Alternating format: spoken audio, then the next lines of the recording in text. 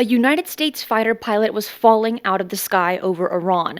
His jet had been hit. He was seconds from ejecting, and in that moment, he looked up and saw something he couldn't explain. Multiple objects hovering, moving together as one body, in a shape one source compared to a jellyfish.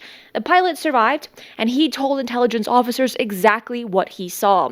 And the first thing they asked him was whether he was sure he saw it at all.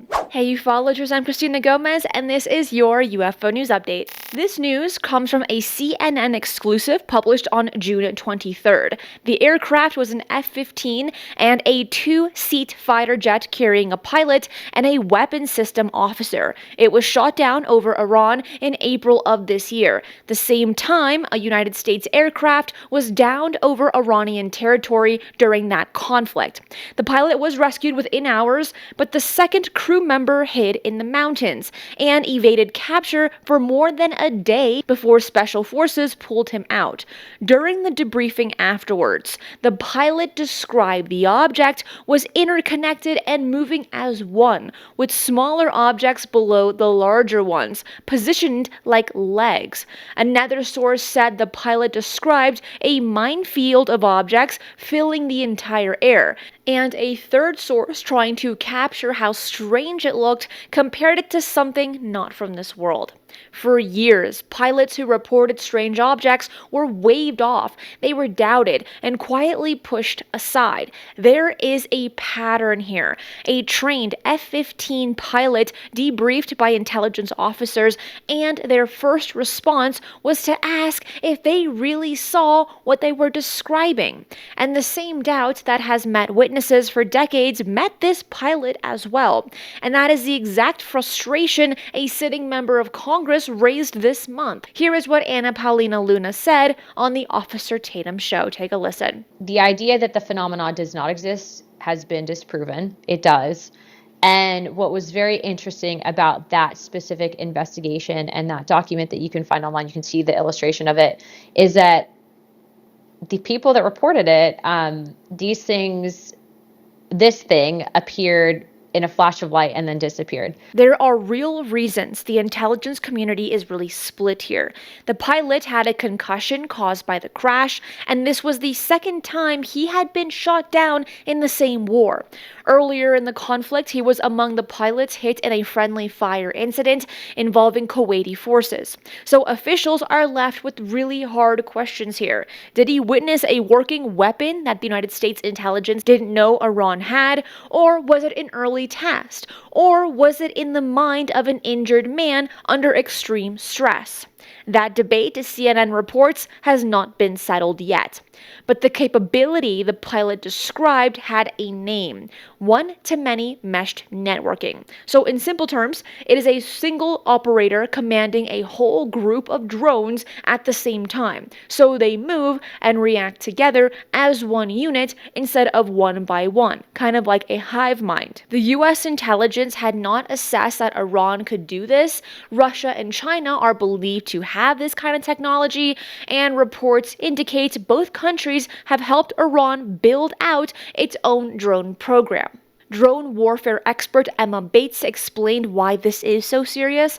If a swarm can hold a shape, coordinate itself, carry explosives, and keep some drones in reserve to hit whatever the first wave missed, that is a weapon a country spends enormous money trying to defend against. So in other words, the thing that looked otherworldly to a falling pilot may be the most advanced drone behavior seen on a battlefield. Now, while the current label on this sighting is a drone, we nor the pilots don't actually know what those objects were. But there's also a very prevalent pattern between war and UFO sightings. Go to the Korean War, for instance. In May of 1951, near Charwon, about 60 miles north of Seoul, a group of American soldiers prepared an artillery strike, watching a glowing object drift down over the target village. They said it moved into the center of the exploding artillery and then just stayed there, completely unharmed. Several of the men fell ill afterwards, with lasting memory loss and other symptoms, and they chose not to put it in their daily records. One of them said later they feared the whole group would be locked up if they even discussed the case. Then, in 1968, during the Vietnam War, along the DMZ, the demilitarized zone that separated North and South Vietnam, a U.S. patrol boat crew reported two glowing circular craft trailing through at night. A second crew reported watching these objects over the first boat, then a flash, then an explosion. An Air Force intelligence officer who served there described unidentified craft over the same zone, and to this day, no one can agree what they actually saw or what actually happened there. But those are just two examples out of hundreds, so we really need to look at the pattern here. There are soldiers in combat, objects that do not move like known weapons, men who hold back on the reports out of fear, and afterwards, an argument that no one can settle. When a trained pilot reports something this strange and the first reaction is doubt, do you think that protects good intelligence or does it bury it? Leave your thoughts in the comments below. Anna Paulina Luna pointed to one released item from the UFO Files, and it was a document from the FBI describing a spherical disc. She said it appeared in a flash of light and then vanished, and that the footage tied to it had been locked away.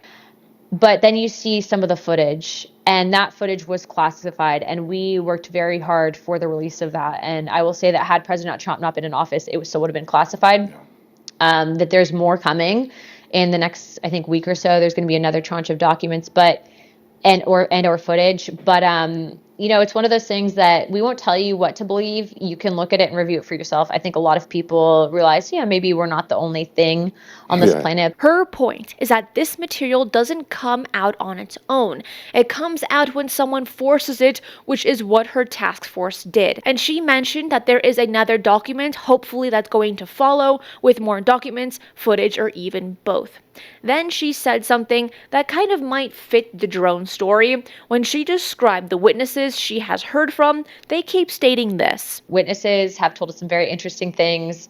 They don't use the word extraterrestrial, they use interdimensional, and then look for the stuff for yourself and make your own conclusions. Are these drones or are they interdimensionals? We currently don't know, but a man in the air sees objects that look impossible and reaches for the word alien. Then you have witnesses that Luna hears from and they reach for the word interdimensional. And then you have trained intelligence officers faced with both, and they are keep being asked the same question.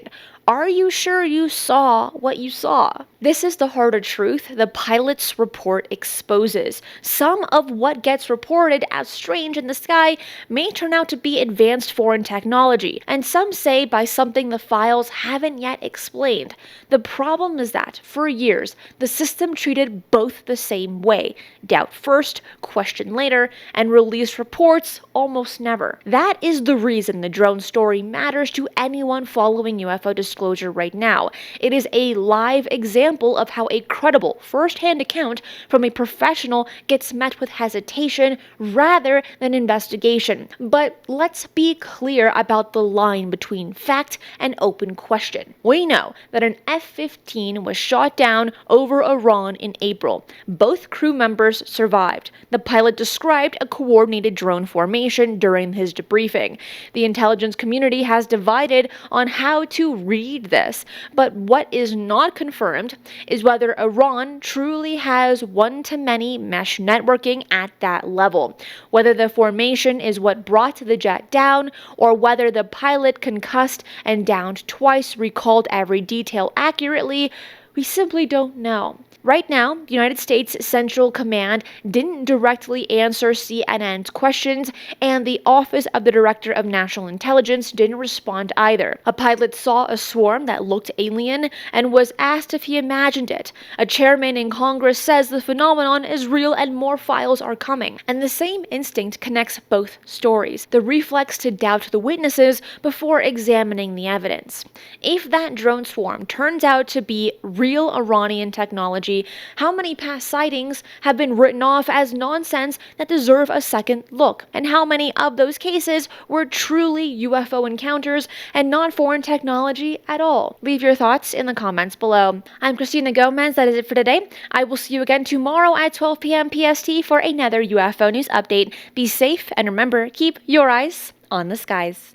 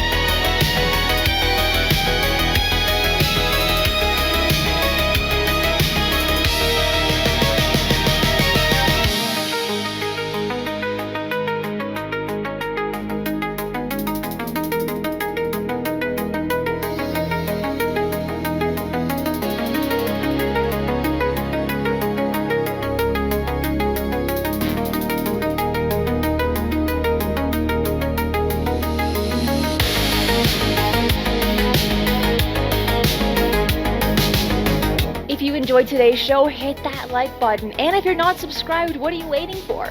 Hit the notification bell as I do daily UFO news and updates.